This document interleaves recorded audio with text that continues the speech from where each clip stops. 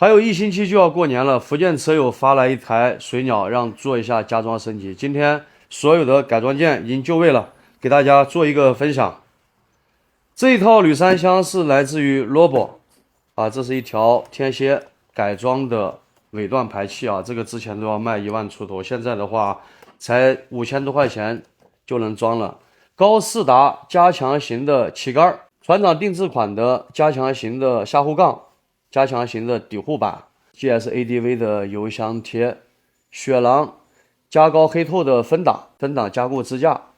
雪狼的护工配的巴克的护手，仪表帽和仪表膜前后加长的泥瓦，大架保护，传动轴保护球，10码的水杯支架，10码运动相机的磨壁支架，还有一个运动相机的快拆扣，磨层的飞机灯，车把转向灯啊，这个是来自于德国的一个品牌，这是论个卖的，一个都要1200，这一套转向灯下来都得2000多。罗伯的折叠后视镜。油箱包、护杠包，带有磁悬减震的无线充啊，这个咱们讲一下啊，这个是罗伯刚刚上市的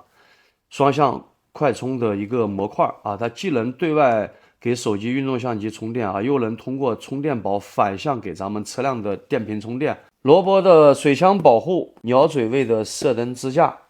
雾灯位支架偏撑加大。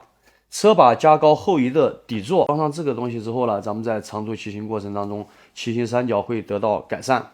PIAA 的高低音的喇叭